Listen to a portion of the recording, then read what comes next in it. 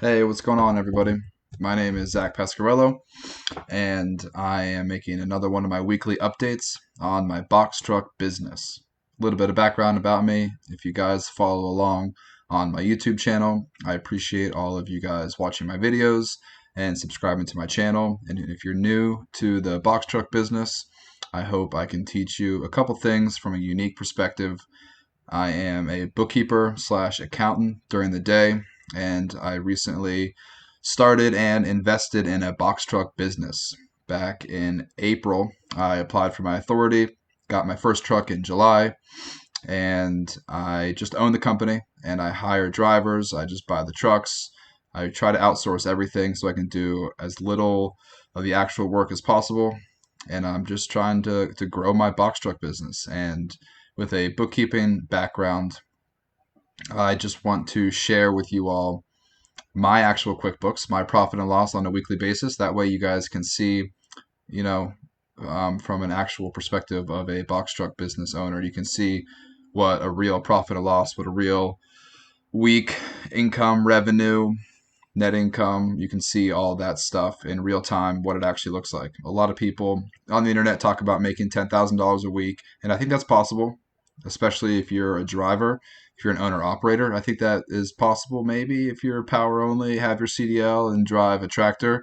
Box truck, maybe. I don't know. I haven't seen it yet. I'm still trying. I'm still learning. I'm making a lot of mistakes. I'm learning a lot of lessons. I'm getting better. I'm improving. But in the meantime, I just want to share with you all an update.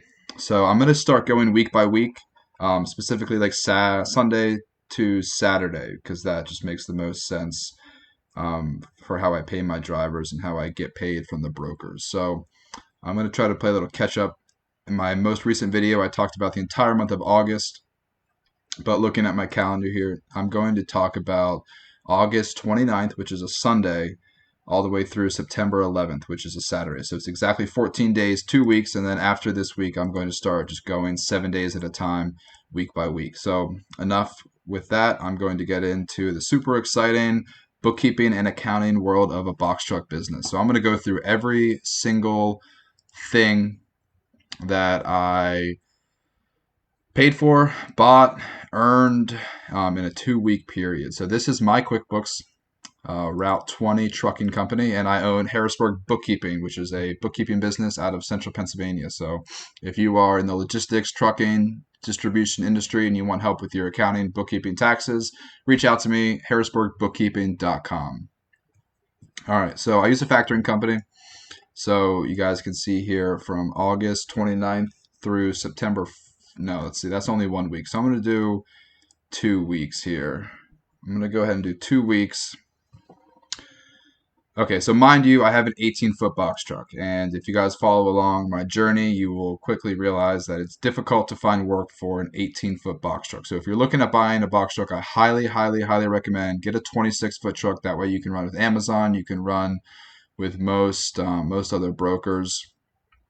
Amazon is not end all be all, not the greatest thing in the world, but it's good if you're in a pinch and find yourself a good dispatcher.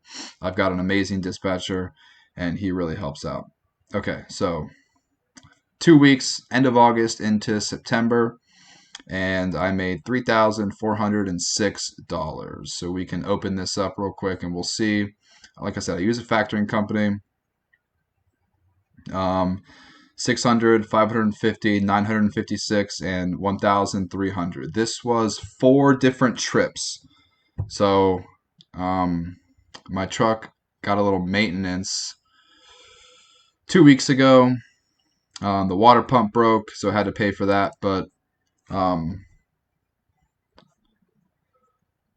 only did these five runs that I have factored and gotten paid for. You can see here August 31st, September 1st. So 5 runs.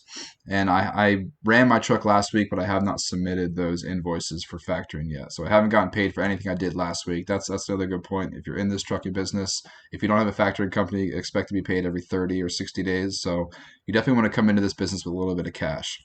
So you can see here, average probably close to $600-700 per run. This one right here was really cool. MKT. I got hooked up with a local manufacturer. So if you guys are struggling to find good, consistent work, I would definitely do a little cold calling. Don't forget you are a business owner first and foremost, so you got to do some sales. And I actually found a really sweet deal with a local distributor, local manufacturer, and I'm doing runs with them locally. So I kind of cut out the middleman, I cut out the broker, cut out the dispatcher, and I'm just working directly with the shipper. So if shippers and carriers can work together directly, I think everyone saves money. Everyone can make a little bit more money because you're not paying your broker, you're not paying your dispatcher, you're not getting double brokered. You don't have to pay your factoring company if you've got good terms with your local manufacturer. So that's $3,000, a little bit more than $3,000 in these 2 weeks, and that's not including a couple of runs I made last week that I haven't factored yet. So the revenue is slowly coming in. I just started my company in July, so I'm brand new. So don't judge me too much. You guys might be making a lot more money than I am, in which case, that's awesome. I'm really happy for you guys. But if you're struggling like me, then there is light at the end of the tunnel, hopefully. That's what I keep telling myself. So we'll see. We'll see what happens. Okay, so I pay my dispatcher 10% of whatever he books me. I pay my driver 55 cents a mile. So in these 2 weeks, I pay my driver every Friday. And then I also cover my driver's hotel fees. I was using a fuel card with EFS. I most recently switched to Fuelman just because I wasn't finding great results with the EFS fuel card through TAFs. The app wasn't really easy to use. So I switched to Fuelman, and my driver said he likes that app a lot better. So after I paid for my dispatcher, my driving, my hotel, and my fuel, my gross profit, so that's revenue minus cost of goods sold, my gross profit was $78 for those 2 weeks. So I am struggling for sure, but I'm going to continue grinding, hopefully continue trying to make a little bit more money. But you can see here, I mean, if you're an owner operator, if you're driving, then you're still going to make this money. So there is some money to be made if you're owning the truck and driving the truck. That way you don't have to waste money paying your driver. But right now, I'm trying to not drive my truck because I've got my bookkeeping business. So the trucking business is just something I'm trying to start up, just a new business venture that I'm not trying to actually work in, just kind of work on the big picture outside stuff. Okay, so gross profit $78 after 2 weeks, and like I said, that's not including whatever I ran last week and whatever I haven't factored. So we'll see what happens with that. Expenses, I always factor in my factoring fees. So that's 2.99%, 3%, whatever. As a new authority, as a new owner operator, good luck finding anything less than 3%. If you have a factoring company that charges you less than 3%, that's really awesome. Stick with them because I've seen pretty much 3% across the board. Insurance. So this bill hit pretty hard.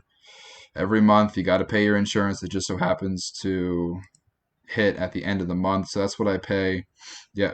Oh, I guess it hit at the beginning of the month. So September 9th, I got my insurance bill. I use my credit card to pay that. That way you get 2% back. I would recommend opening up a business credit card. That way you can work on your business credit and, delay payment by 30 days. Cash is king. You want to delay paying your vendors as long as possible, and you want to collect on your accounts receivable as quickly as possible. Job supplies, $5.28. So I accidentally used my credit card, my business credit card, when I went to Sheets and got coffee. So, mistakes happen.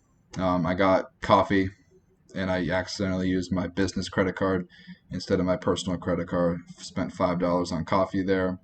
And I got a second truck. So, haven't really made that big announcement yet. The truck is still in the shop and I haven't run it yet. But I did get a new ELD cable for the 26-foot box truck that I just got.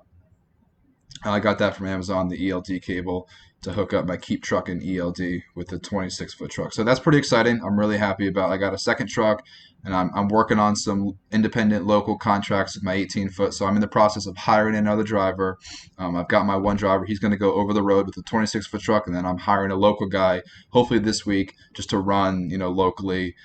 To Central PA, Maryland, New Jersey, that kind of stuff. So I'm going to be running 2 trucks here soon. So things are going to get a lot more complicated.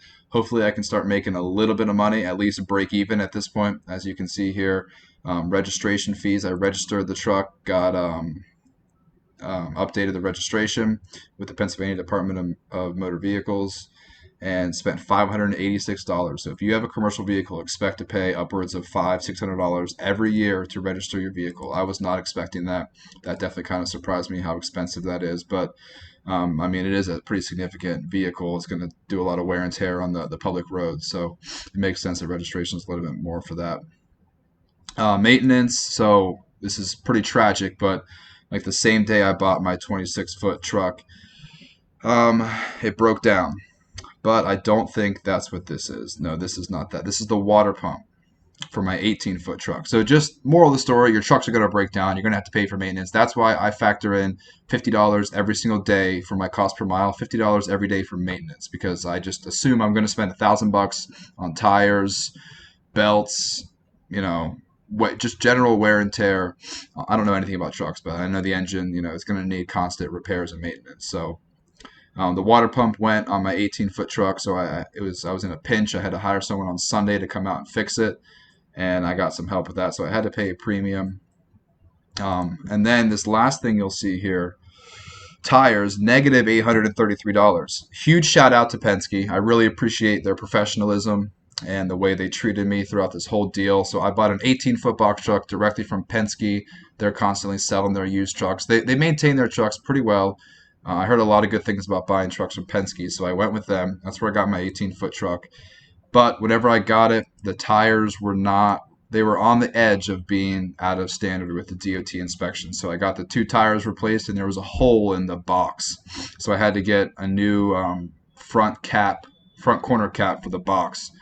And so basically I got the truck and it wasn't really able to pass DOT inspection. So I contacted Penske directly, and one of their customer service reps reached out to me and basically asked like, hey, what was wrong with the truck? What happened? Show me receipts. Okay. And then they ended up reimbursing me. So if you guys bought your truck from Penske or any big major company, major truck supplier, and anything's wrong with it, first of all, what the customer service rep from Penske told me was take your truck directly to them and they should fix it for free if it's not going to pass DOT inspection, if they promised that it would pass DOT inspection. But he said, because you didn't do that, I showed them receipts, keep all your receipts. I showed them all the repairs receipts from the local auto shop, and they ended up reimbursing me over $1,000 for the 2 tires and the hole in the box. So they reimbursed all my expenses to get the truck DOT inspection ready, which is really cool. So shout out Penske. I appreciate them helping me out even 2 months after I bought the truck. That was really nice of them. So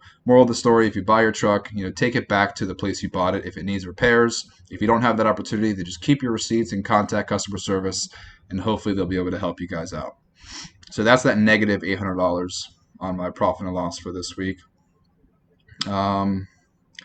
Truck 2. Yeah, this is whenever I said the truck broke down, I had to get it towed. So I just got the truck towed like 20 miles and they charged me $450. So if your truck ever breaks down, be prepared to pay a pretty hefty fee for having to get it towed. If you have the option, try to find a mobile mechanic. That'll really save you a lot of money on towing and taking it to the shop. Try to find a mobile mechanic who can come take a look at your truck just to get it up and running. That way, if you need to take it to the shop, then you can after the mobile mechanic comes out and looks at your truck. And then lastly, toll roads. I've got an Easy Pass and $108 in those 2 weeks on tolls. So factor toll roads into your cost per mile whenever you're doing your calculations, because tolls are pretty expensive, especially for commercial vehicles, big trucks. So you can see here, after I paid my driver, after I paid for some serious maintenance, my net income for those 2 weeks ended up being a little bit under negative $2,000.